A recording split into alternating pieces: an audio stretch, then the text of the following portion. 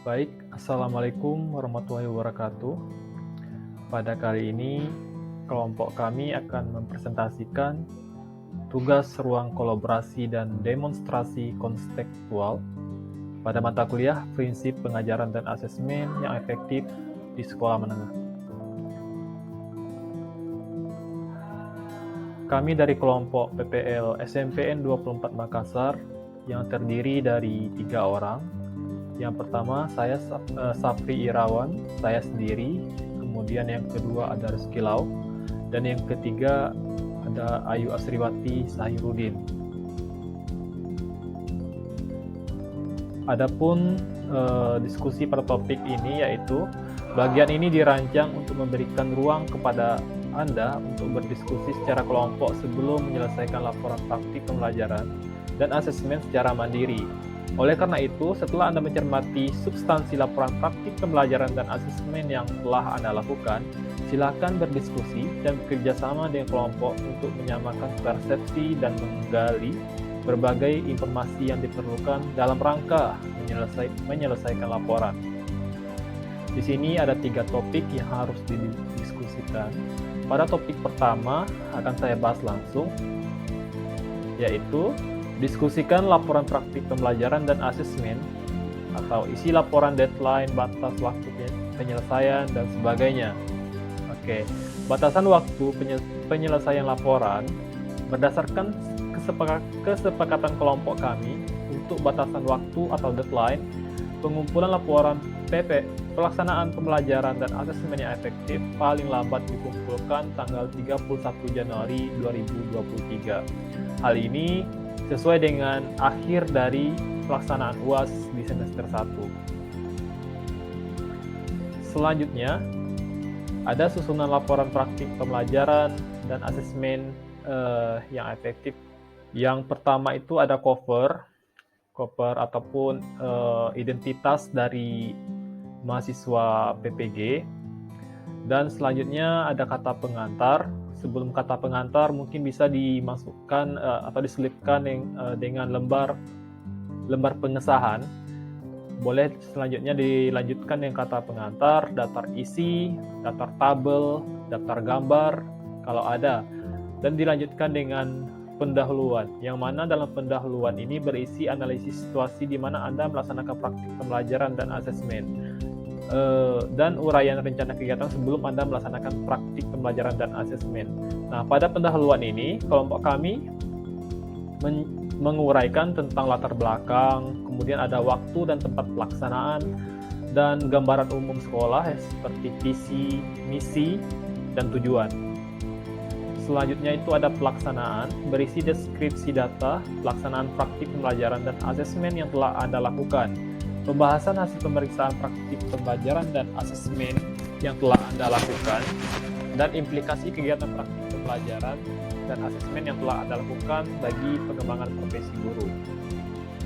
Pada pelaksanaan ini, kami menguraikan ada 4 tahap.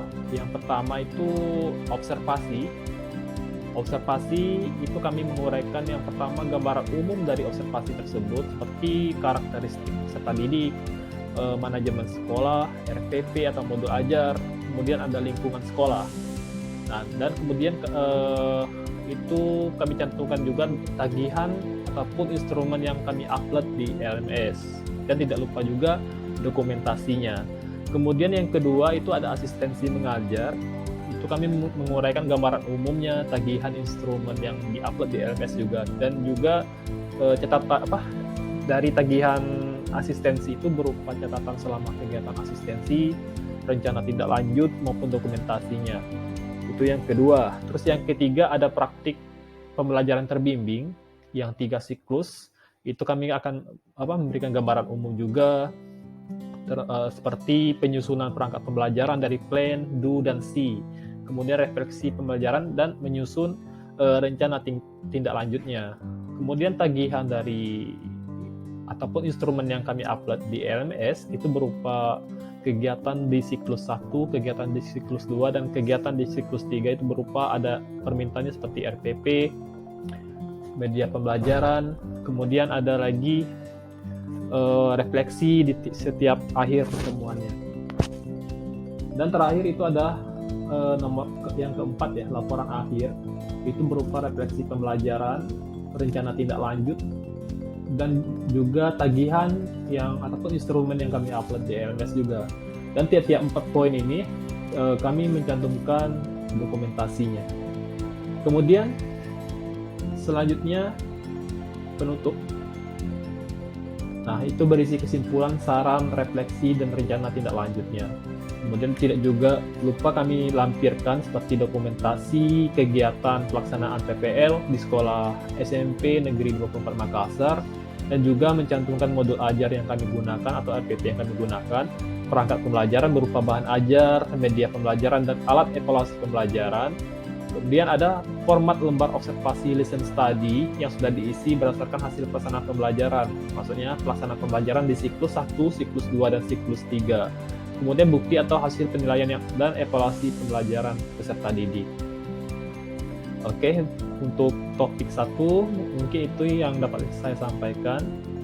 Untuk selanjutnya akan disampaikan oleh rekan saya. Terima kasih. Oke, baik.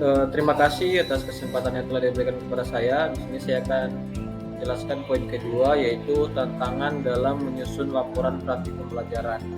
Tantangan pertama yaitu kita harus inovatif dalam merancang pembelajaran paradigma, kemudian harus proaktif mencari informasi penulisan laporan yang baik dan benar, kemudian hasil informatif terhadap pembelajaran yang dilakukan, harus bisa berdiskusi, berkolaborasi, menentukan deadline dan format spesifik, dan juga harus menyediakan waktu ekstra di luar kegiatan belajar mengajar untuk menyusun laporan. Terima kasih atas kesempatan yang telah diberikan kepada saya. Perkenalkan, nama saya Ayu Asriwati Sairudin.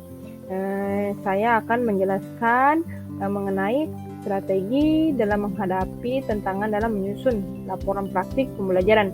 Yang dimana itu yang pertama itu guru harus berani bertindak dan berproses untuk sedikit demi sedikit mengikuti alur perubahan yang terjadi, menyajikan materi atau segala hal yang inovatif dan up to date dalam proses pembelajaran. Yang kedua itu guru melakukan upgrade terhadap kemampuan dirinya sehingga muncul kreativitas dalam diri guru, akhirnya memiliki kemampuan untuk berinovasi. Dan yang ketiga itu guru dapat melakukan diskusi dan kolaborasi dengan rekan seprofesi atau pihak ahli dalam penyelesaian berbagai permasalahan terkait laporan praktik. Dan yang keempat itu guru dapat memanfaatkan berbagai sumber daya yang ada untuk memperoleh informasi dan juga dapat berdiskusi dengan berbagai pihak. Dan yang terakhir itu guru perlu melakukan manajemen waktu yang terbaik agar berbagai tugas dan tanggung jawab yang diambilnya dapat seluruhnya terlaksana dengan baik dan maksimal. Itu saja yang bisa saya sampaikan. Terima kasih. Assalamualaikum warahmatullahi wabarakatuh.